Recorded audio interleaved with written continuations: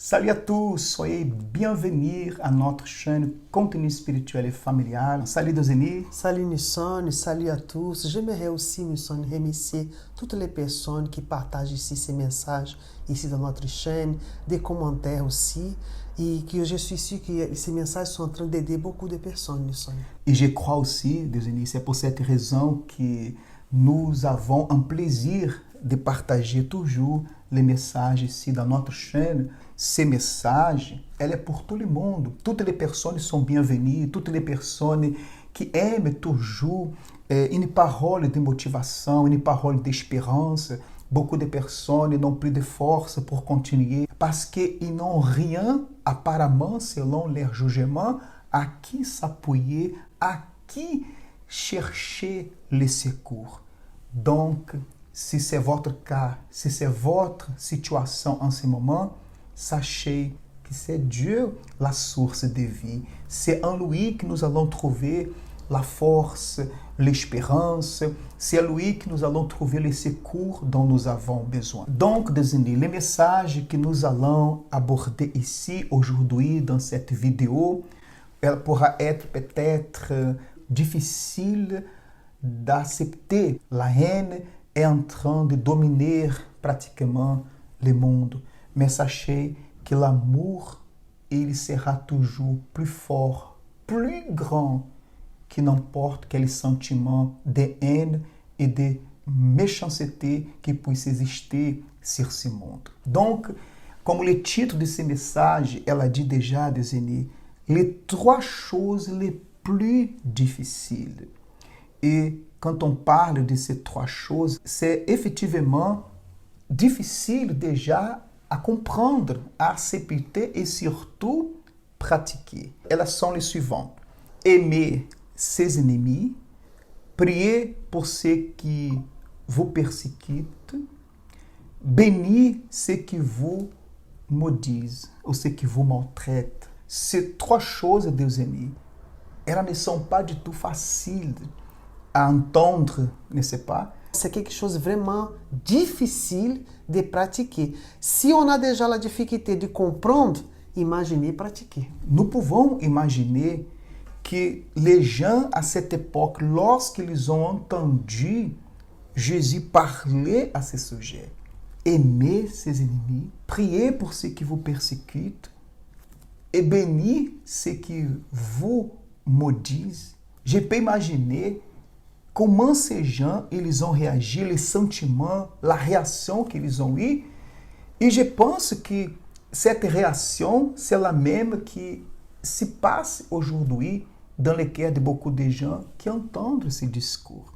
Parce que la première chose qu'une personne elle peut se demander, c'est la suivante. Mais comment est-ce que je vais aimer une personne qui a dédié sa vie, qui a consacré sa vie à me maltraiter, à me faire du mal, qui m'a fait subir tant de situations difficiles, au point qu'aujourd'hui, j'ai du mal à vivre une vie normale par rapport à tout ce que cette personne m'a fait subir. On comprend que cela, ce n'est pas une chose facile à confronter, accepter, moins encore de mettre en pratique, comme tu viens de dire, Eugénie. Ça, c'est une réalité. Et nous ne sommes pas là pour juger une personne qui, si à jamais elle se trouve aujourd'hui avec un sentiment de haine ou de vengeance dans son cœur par rapport à ce qu'elle a vécu, et que, comme si elle n'a pas la condition de surmonter ces problèmes. Au contraire, nous sommes là pour vous motiver et vous montrer à travers la parole de Dieu que pour plus difficile que soit le passé que vous avez enduré, la vie de souffrance que vous avez vécu, ou le mal qu'on vous a fait dans votre vie, avec la force de Dieu, ces sentiments, ils sont remplacés par les sentiments que Jésus il avait. C'est pour cette raison que nous prenons ce qui est écrit dans le livre de Philippiens, chapitre 2, et verset 5. C'est écrit ceci. Ayez en vous les sentiments qui étaient en Jésus-Christ. Pour comprendre cela, il suffit de nous rappeler de la réaction que Jésus a eu lorsqu'il était sur la croix en train de sacrifier sa vie pour chacun de nous à travers sa mort. Quelle était la prière que Jésus a faite en faveur de ceux qui étaient là, qui l'ont sacrifié, qui l'ont fait de mal, qui l'ont mis sur la croix? Il a demandé à Dieu, Père, pardonne-eux, parce qu'ils ne savent pas ce qu'ils font. Comment quelqu'un est-il capable de faire une telle prière pour les personnes qui ne manifestaient que la haine, la rancune et le désir de détruire? Seulement la grâce de Dieu, seulement le pouvoir de Dieu est capable de faire de nous des personnes qui réagiront avec un sentiment complètement au contraire de ce que nous avons reçu. C'est pour cette raison que, même sachant que ces trois choses sont très difficiles de mettre en pratique dans nos vies, mais à travers la grâce de Dieu, à travers le pouvoir de Dieu, à travers la présence de Dieu, une véritable transformation dans notre vie, nous avons la condition de changer complètement. Parce que lorsque une personne, Deus unis, ela reçoit Cristo dans sa vie, ela ne reçoit pas une religion. Quand on reçoit Christ, quand on reçoit le Seigneur dans notre cœur, nous ne sommes pas en train de recevoir une religion, nous ne sommes pas en train de recevoir une sorte de système religieux. Non, nous sommes en train de recevoir une nouvelle vie, un nouveau cœur. C'est pour cette raison que avoir les mêmes sentiments que Jésus il a eu, il est possible. Même si vous êtes une personne que vous avez un passé très difficile, aujourd'hui vous êtes même traumatisé, vous avez aujourd'hui un cœur qui, on dirait que vous avez une tonne à l'intérieur de vous, tellement de sentiments, de douleur, de rancune par rapport aux choses que vous avez vécues dans votre vie, comme si vous vous sentez une personne condamnée à souffrir par rapport à ce que vous avez vécu. À partir du moment que vous permettez que la parole de Dieu ela puisse agir en vous parce que vous croyez que Jésus vous aime, vous croyez qu'il vous reçoit, vous croyez qu'il peut transformer toute votre vie, il peut vous donner un cœur nouveau, il peut faire de vous une nouvelle créature, alors vous pouvez vous assurer d'une chose, ces sentiments et cette façon de voir ou même de penser que c'est impossible pardonner quelqu'un qui vous a fait de mal, ces sentiments, il va disparaître de votre cœur parce que ce que vous recevez dans votre cœur, dans votre vie, sera plus fort que n'importe quel sentiment de rancune, de haine qui puisse existir dans votre vie, dans votre cœur. C'est pour cette raison que nous pouvons affirmer que pour plus difficile que soit ce sujet que nous sommes en train de parler ici, mais il est possible, à travers la foi en Jésus, à travers d'un cœur nouveau, à travers de cette transformation, devenir une personne qui manifestera les mêmes sentiments que Jésus il a manifesté.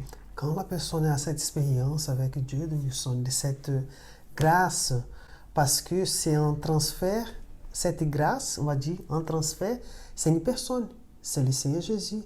Alors, comme on va ici avoir les mêmes sentiments, nous serons capables, on va recevoir cette capacité quand on reçoit la grâce de Dieu, quand on a cette expérience. C'est pour cela que tout à l'heure, on est en train de dire que c'est quelque chose normal dans le monde que quelqu'un n'arrive pas à pardonner.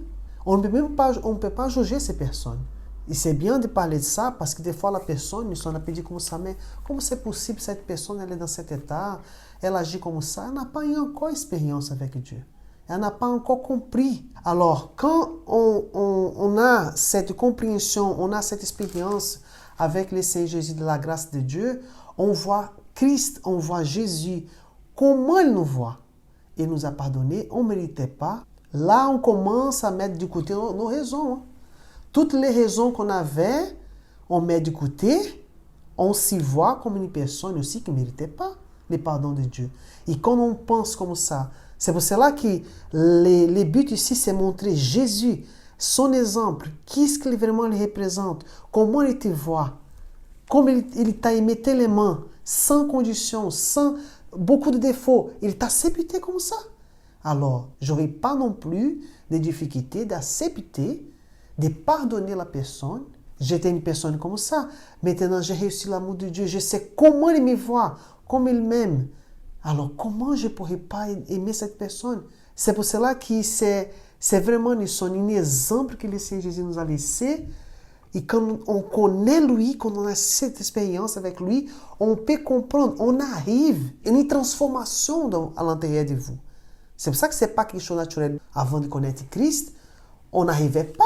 Et aujourd'hui, on ne peut pas dire qu'aujourd'hui je suis meilleur que les autres parce que j'arrive à pardonner. Non. Si je regarde en arrière, 25 ans en arrière, 30 ans en arrière, je n'étais pas une personne comme je suis aujourd'hui.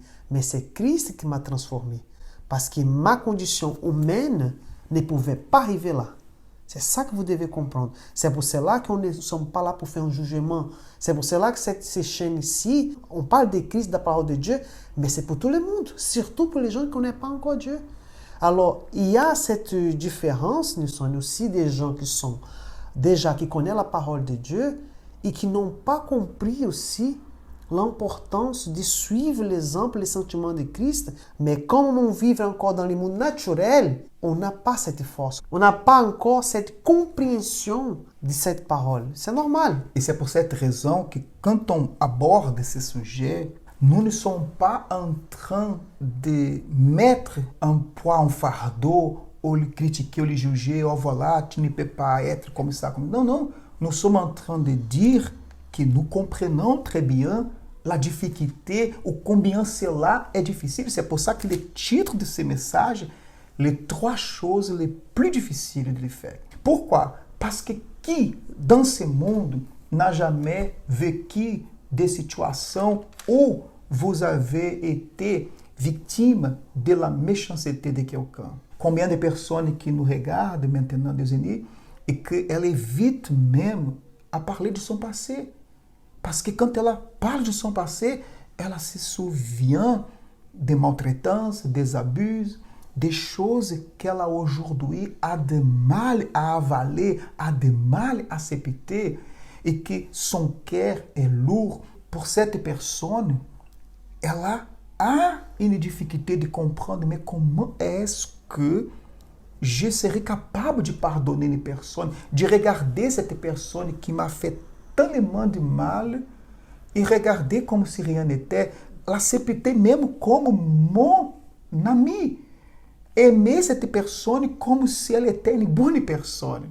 Voilà que seulement la grâce de Dieu est capable, pas seulement de nous faire comprendre, mais de nous aider à mettre cela en pratique dans notre quotidien, dans notre vie. La grâce de Dieu, Nisson, c'est une liberté, on va dire comme ça. Exactement, c'est une La personne chose... se rend libre. Pourquoi? Parce que je t'ai dit ça. Une fois, j'étais en train de parler avec quelqu'un et cette personne m'a parlé, moi, j'ai des mal à pardonner à quelqu'un qui m'a fait très mal au passé.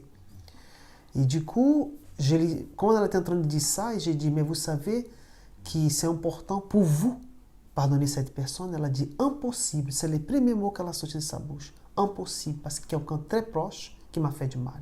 Si je n'ai pas jugé cette personne, mais je ne pouvais pas l'amener dans mon niveau. Quand je dis mon niveau, ce n'est pas parce que j'étais supérieur à cette personne, mais dans la compréhension que j'ai aujourd'hui. Parce que si c'était à 37 ans en arrière, je pouvais avoir le même passé que cette personne.